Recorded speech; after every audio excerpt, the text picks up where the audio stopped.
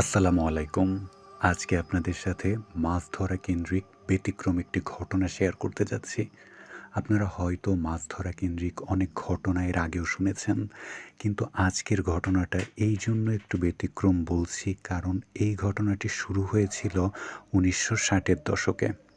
আর যে ঘটনাটি পর্যায়ক্রমে চলতে থাকে এবং একদমই শেষ হয় ২০২১ সালে। তার মানে বুঝতেই পারছেন কতদিন ধরে এই ঘটনাটি চলেছে। আজকের ঘটনাটি বেশ খানিকটা আলাদা অন্য সব মাছ ধরার ঘটনার থেকে। আজকের এই ঘটনাটি আমাদেরকে দিয়েছেন মোহাম্মদ পিয়াল ভাই, এই চ্যানেলের মডারেটর ফাহিম। ফাহিম মূলত পিয়াল ভাইয়ের কাছ থেকেই ঘটনাটি সংগ্রহ করেছে। তো আর কথা না বাড়িয়ে চলুন সরাসরি ঘটনায় চলে যাই। পুরো ঘটনা শুরু করার আগে একটি কথা বলছি, যারা এখনও আমাদের এই চ্যানেলটি সাবস্ক্রাইব করেননি তারা এক্ষুনি আমাদের এই চ্যানেলটি সাবস্ক্রাইব করে নিন এবং আমাদেরকে আপনাদের সাথে ঘটে যাওয়া যে কোনো ভয়ের ঘটনা পাঠাতে চাইলে এই ইমেল অ্যাড্রেসে মেইল করতে পারেন। আমি মেইল অ্যাড্রেসটি স্ক্রিনে দিয়ে দিচ্ছি। তো আর কথা না বাড়িয়ে চলুন সরাসরি ঘটনায় চলে যাই। ২০২১ সাল। এই ঘটনাটি ঘটে টাঙ্গাইল জেলার নাগরপুর উপজেলার কোনো একটি গ্রামে। আমরা নির্দিষ্ট করে সেই গ্রামের নামটি বলছি না এবং সেই খালটির নামও বলছি না, কারণ সেই খালটি এখনও পর্যন্ত রয়েছে এবং সেই খালটি এখনও সবাই ব্যবহার করে। সেই খালের ওপর দিয়ে এখনও কিন্তু নৌকা বা ছোট ছোট যে ট্রলারগুলি রয়েছে সেগুলি এখনও যাতায়াত করে, যার জন্য আমরা সেই খালটির নাম উল্লেখ করছি না, কিন্তু সেই খালটি এখনও রয়েছে। এছাড়া সেই যে স্থানটি, যে স্থানে এই ঘটনাটি ঘটেছিল সেই স্থানটি এখনও রয়েছে, যদিও সেই স্থানে এখন আর কোনো ভয়ের ঘটনা ঘটে না, কিন্তু তারপরেও আমরা সেই স্থানের নামটি উল্লেখ করছি না। ২০২১ সাল। কয়েকটি বাচ্চারা এই খালের পাশেই ক্রিকেট খেলছিল। হঠাৎ করে ক্রিকেট খেলার একটা পর্যায়ে বল যেয়ে পড়ে এই খালের ৩ মোহনার মধ্যে। যদিও ৩ মোহনা বলছি, আপনারা হয়তো অনেকেই মনে করতে পারেন যে এটি খুব খরস্রোত বা খুব গভীর কোনো স্থান, সেটি না। এই খালটি একেবারেই গভীর না এবং পানিও খুব কম থাকে। পানি যে একেবারে থাকে না সেটি না, পানি থাকে কিন্তু খুবই কম। তো এই খালের যে ৩ মোহনাটি রয়েছে সেখানে বল যেয়ে পড়ে। একটা বাচ্চা সেখানে যায় যে বলটি তুলতে যাবে ওই ৩ মোহনার ওইখানে, হঠাৎ করে মনে হলো ওই বাচ্চাটাকে কেউ হ্যাচকার টানে পানির নিচে নিয়ে গেল। বাচ্চাটাকে যখন টান দিয়ে নিয়ে যায় তখন সে বাঁচাও বলে একবার চিৎকার দিয়েছিল। তারপরেই তাকে আর পাওয়া যায়নি। বাচ্চাটি বল তোলার জন্য মাত্র হাঁটু পানিতে নেমেছিল এবং ওই জায়গাটি কিন্তু এতটাও গভীর না যে তাকে টেনে নিয়ে যাওয়া যাবে, কিন্তু তারপরও তাকে হঠাৎ করে হ্যাচকা টানে কেউ নিচে নিয়ে গেল। এমনভাবে টান দিয়ে নিয়ে গিয়েছে মনে হচ্ছিল যে তাকে কেউ জোর করে নিচের দিকে টেনে নিয়ে যাচ্ছে। এই ঘটনাটি ঘটার পরে এলাকার মধ্যে একটি চাঞ্চল্য সৃষ্টি হয় যে আসলে এখানে সমস্যাটা কী। যদিও এই খালে পানি কম, যার জন্য এখানে তেমন কেউ গোসল করতে নামে না, তবে হ্যাঁ, ছোট ছোট নৌকা বা অন্যান্য ট্রলার এখান দিয়ে অনেক সময় যায়, কিন্তু সেখানে কোনো সমস্যা না হলেও গোসল করতে খুব একটা কেউ নামে না, যার জন্য অনেকেই হয়তো এখানে যে এরকম কোনো ভয়ের কোনো ঘটনা রয়েছে সেটা হয়তো অনেকেই জানে না। এই ঘটনাটি ঘটার প্রায় ২ থেকে ৩ মাস পরে একটা বাচ্চা এইখানে মাছ ধরতে নেমেছিল কোনো একটা কারণে। ঠিক ওই স্থানে যখন চলে যায় তখন তাকে আবারও ঠিক আগের বারের মতো হ্যাচকা টানে কেউ নিচের দিকে নিয়ে গেল। এটি অবশ্য প্রতিবেশী বা আশেপাশে যারা রাস্তা দিয়ে চলাচল করছিল তারা অনেকেই কিন্তু দেখেছে। এবং এই যে কিছুদিন আগে ক্রিকেট খেলতে যেয়ে যে বাচ্চাটি মারা গেল এবং এখানে মাছ ধরতে যেয়েও যে বাচ্চাটি মারা গেল, প্রত্যেকটা বাচ্চার লাশই কিন্তু ঠিক ৩ দিন পরে ভেসে উঠত। প্রত্যেকটা মানুষের লাশই ঠিক ৩ দিন পরে ভেসে উঠত। এই ৩ দিন আগে আপনি যতই খোঁজাখুঁজি করেন, যাই করেন, কোনোভাবেই সেই যে ডুবে গিয়েছে তার লাশ কোনোভাবেই পাওয়া যাবে না। কিন্তু ৩ দিন পরে অটোমেটিক্যালি লাশ ভেসে উঠবে। এবং এই ২টা তো আপনাদেরকে বললাম যে যারা দেখেছে, তাদের ঘটনা। কিন্তু এছাড়াও এই খালের যে ৩ মোহনা যে জায়গাটি, সেইখানে কিন্তু এর আগেও অসংখ্য মানুষের লাশ পাওয়া গিয়েছে। অনেক সময় এরকম লাশও পাওয়া গিয়েছে যে যাদের হয়তো কোনো ঠিকানাও জানে না মানুষ। বেওয়ারিশ লাশ হিসেবে তাদেরকে দাফন করা হয়েছে। এরকমটাও হয়েছে যে অনেকেই হয়তো ওইখানে ডুবে গিয়েছে কিন্তু আশেপাশে কেউ দেখেনি। এই ২ টা ঘটনা তো দেখেছে বিধায় আমি আপনাদেরকে বলতে পারছি। কিন্তু অনেকগুলি ঘটনা এরকমও আছে যেগুলি হয়তো অনেকেই দেখেনি। যার জন্য সেগুলি হয়তো লোকচক্ষুর আড়ালেই থেকে গেছে। কিন্তু লাশ কিন্তু ঠিকই ৩ দিন পরে ভেসে উঠত। তো পরপর এই যে ২ টি ঘটনা ঘটল, যে ২ টি ঘটনা মানুষ দেখেছিল, তারপর থেকেই কিন্তু মানুষের মধ্যে একটি চাঞ্চল্য সৃষ্টি হয়। কারণ এখানে এতটাও গভীর না যে কেউ ডুবে যাবে এবং এই যে ২ টা মানুষ মারা গেল, সেই ২ টা মানুষের মারা যাওয়াতে কিন্তু একটা জিনিস কিন্তু দেখা গিয়েছে যে মনে হচ্ছে কেউ হ্যাচকা টানে তাদেরকে নিচের দিকে টেনে নিয়ে যাচ্ছে।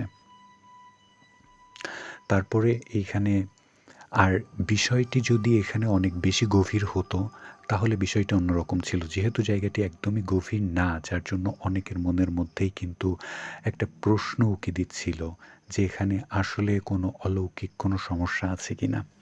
সেইখান থেকেই এলাকার মানুষজন আশেপাশে কোনো ভালো হুজুরের খোঁজ করতে থাকে যিনি আসলে এটি বলতে পারবে।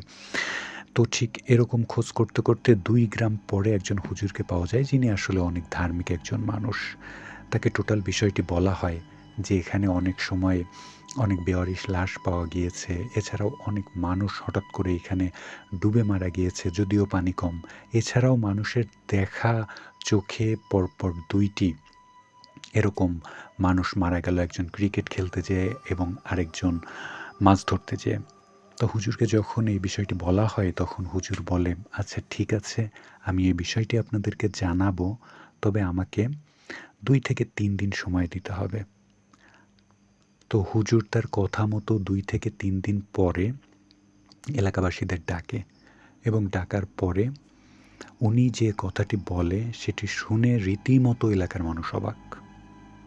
হুজুর জানায় যে সে তার অনুগত জিনদের মাধ্যমে জানতে পেরেছে এই যে স্থানটি, এই স্থানটি একটি জিন গোত্রের এবং তারা মানুষের কাছ থেকে চেয়েই এই জায়গাটি নিয়েছিল যে এইখানে যেন কেউ কখনো গোসল করতে বা কোনো কারণে যেন এখানে না নামে। নামলে কিন্তু তাদের বিপদ হবে। হ্যাঁ, এই জায়গার উপর দিয়ে নৌকা বা যে যানবাহনগুলি আছে সেগুলি যেতে পারবে, তাতে কোনো সমস্যা নেই। কিন্তু কোনো মানুষ যদি নামে তাহলে তার কিন্তু সমস্যা হবে। তো এই ঘটনাটির সূত্রপাত কখন? এই ঘটনাটির সূত্রপাত হয় ৬০-এর দশকে। ৬০-এর দশকে ওই এলাকায় মজনু মিয়া নামে একজন লোক ছিল। যিনি সাধারণত মাছ মেরেই তার জীবিকা নির্বাহ করত। পেশায় একজন জেলে ছিল এবং সে দিনেও মাছ মারত, রাতেও মাছ মারত। দিনের বেলায় সাধারণত সে জাল দিয়ে মাছ মারলেও রাতের বেলায় সে ট্যাটা বা কোচ আমরা যেটাকে বলি এগুলি দিয়ে সে মাছ মারার চেষ্টা করত। তো ঠিক সেরকম একদিন রাতে উনি এই জায়গাতে মাছ মারতে আসেন এবং সেই দিন কিছুটা বৃষ্টিও ছিল। মাছও পাচ্ছিল উনি খুব ভালো। তো মাছ পাচ্ছে, উনি মাছ ওনার কোমরে একটি ব্যাগ গোছা ছিল, সে ব্যাগে রাখছে। উনি এরকম করে কিন্তু অনেক মাছই ধরেছে। প্রায় সেই সময়ে আনুমানিক, যেহেতু এটা অনেক আগের কথা, রাতের কথাটি ঠিক বলা যায় না যে ওই সময় কয়টা বাজে। তবে ওই সময় ধারণা করা যায় যে রাত ২টা বা ২:৩০টার মতো বাজে। উনি অনেকগুলি মাছ ধরেছে।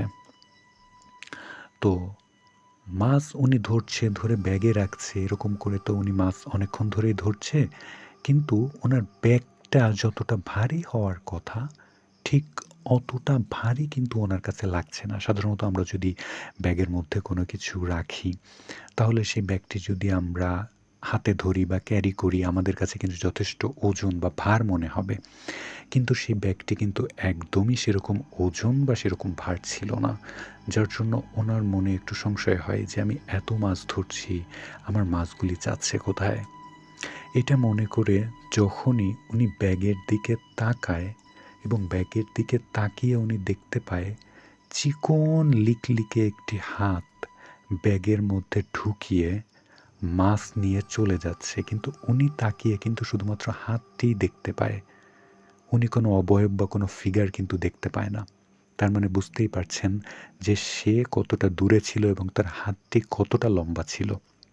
উনি যখন ঘুরে পেছন দিকে তাকায়, তখন অনেক দূরে, বেশ খানিকটা দূরে, প্রায় ৮ থেকে ১০ ফিট দূরে উনি একটি লিকলিকে এবং অনেক লম্বা কাঁবু একটি অবয়ব দেখতে পায়। ওনাকে দেখার পরেই সে অবয়বটি হেসে দেয় এবং বলে, "দেখে ফেলেছিস তাহলে? অনেক দিন ক্ষুধার্ত ছিলাম। আজ তোর এখান থেকে অনেক মাছ খেলাম। আমি অনেক খুশি তোর উপরে। তাই আর তোকে মারছি না। তা না হলে তোকে এখনই এইখানে মেরে এই খালের মধ্যে রেখে দিতাম।" তো যে মাছ ধরছিল সে তো স্বাভাবিকভাবে রাগ হবেই। কারণ এত কষ্ট করে উনি মাছ ধরল, উনি মাছ পেয়েছিলও অনেক। তো এতগুলি মাছ পাওয়ার পরে সে একটা মাছও পেল না। সেই মাছ অন্য একজন খেয়ে ফেলল। আর এই মাছ ধরেই আসলে তার জীবিকা নির্বাহ হয়। উনি তার বউ বা বাচ্চাদের মুখে আহার দেয় এই মাছ নিয়েই, বাজারে মাছ বিক্রি করে। তো এটা সাধারণত তার একটু রাগ হওয়ারই কথা। তো সে এই অবয়বটির ওপরে অনেক রাগ করে যে, "তুই কিসের জন্য আমার মাছ নিলি? আমার মাছ ফেরত দে।" এখন সে অবয়বটি বলে যে, "আমি কিভাবে মাছ ফেরত দিব? আমি তো মাছ খেয়ে ফেলেছি। আমার তো ফেরত দেওয়ার কোনো সুযোগ নেই। আমি অনেক দিন ক্ষুধার্ত ছিলাম। তুই আমাকে মাছ খাইয়েছিস। আমি তোর উপরে অনেক খুশি। যার জন্য তোকে আর আমি আজকে মারছি না। তা না হলে হয়তো তোকে এতক্ষণে মেরেই ফেলতাম।" তো এক কথায় দুই কথায় এই লোকটার সাথে এই অবয়বটির ঝগড়া লেগে যায়। তো ঝগড়া লাগার একটা পর্যায়ে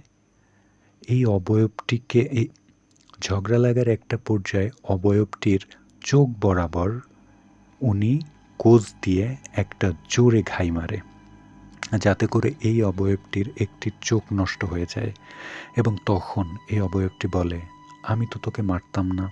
আমি তোকে আজকে কিছুই বলিনি। আমি তো শুধুমাত্র মাছ খেয়েছি। আমি কি তোর শরীরে হাত দিয়েছি বা তোর কোনো ক্ষতি করেছি? তুই আজকে কেন এই কাজটি করলি? আজকে তোকে কোনোভাবেই বাঁচতে দিব না।" এইটা বলে ওই লোকটাকে পানির মধ্যে গেড়ে দেয়। যেহেতু ওইখানে ওই সময় খুব বেশি পানি ছিল না। পানি ছিল ওই সময় কোমর পর্যন্ত। ওই খালের ঠিক ওই স্থানে গেড়ে দেয়। মাথা উপরের দিকে, সরি, মাথা নিচের দিকে এবং পা উপরের দিকে, কোমর অবধি গেড়ে দেয়। মানে মাথা থেকে কোমর পর্যন্ত গেড়ে দেয়। পরদিন সকালে এলাকার মানুষজন আসে এবং পরদিন সকালে যারা দেখতে আসে তাদের মধ্যে ওই স্থানের একজন ধার্মিক, খুব বুজুর্গ মানুষও ছিলেন। উনি এইভাবে তাকে গেড়ে রাখা দেখেই এটা ধরতে পারে যে এটা কোনো স্বাভাবিক মানুষের হাতে উনি খুন হননি। কারণ তার মৃত্যুর এই ব্যাপারটা দেখেই বোঝা যাচ্ছে যে এটা আসলে সাধারণ কোনো মানুষ এভাবে মারেনি। আর সাধারণ মানুষ মারলে কিসের জন্য তাকে উল্টা করে মাথা নিচের দিকে দিয়ে কোমর পর্যন্ত গেড়ে রাখবে? এটার তো প্রশ্নই আসে না। তো সেইভাবে ওই বুজুর্গ ব্যক্তিটি বলে, "আমি বুঝতে পেরেছি এখানে কি হয়েছে। তো আমি আজকে রাতে একটি রিচুয়াল করব এবং আমি দেখার চেষ্টা করব এবং জানার চেষ্টা করব আসলে এখানে কি হয়েছে।" তো যেহেতু এটা ৬০-এর দশকের সময়, ওই সময় তো আসলে পুলিশ কেসগুলি এতটা এখনকার মতো এতটা আপডেট ছিল না। তো সেইভাবে তার দাফন-কাফন হয়ে যায় ওই লোকটার। পরে ওই বুজুর্গ ব্যক্তিটা রাতে একটি আসন বসে এবং বসার পরে উনি একটা পর্যায়ে এই জিনটাকে হাজির করে। জিনটা চোখে হাত দিয়েই ওইখানে আসে। এসে বলে যে, "হুজুর, দেখেন আমার চোখের কি অবস্থা করেছে এই বেয়াদবটা। আমি ওর ঝুড়ি থেকে, ওর ব্যাগ থেকে কিছুটা মাছ খেয়েছিলাম। কিন্তু তার জন্য কেউ আমাকে এরকম করবে? আমি কখনোই ওর গায়ে হাত দিতাম না বা আমি ওর কোনো ক্ষতিও করতাম না। কিন্তু ও এই কাজটি কেন করলো? আমি ওর মাছ খেয়েছি বলে ও আমার উপরে রাগ করেছে, ঝগড়া করেছে। একটা পর্যায়ে ওর হাতে থাকা কোস দিয়ে আমার চোখে আঘাত করে।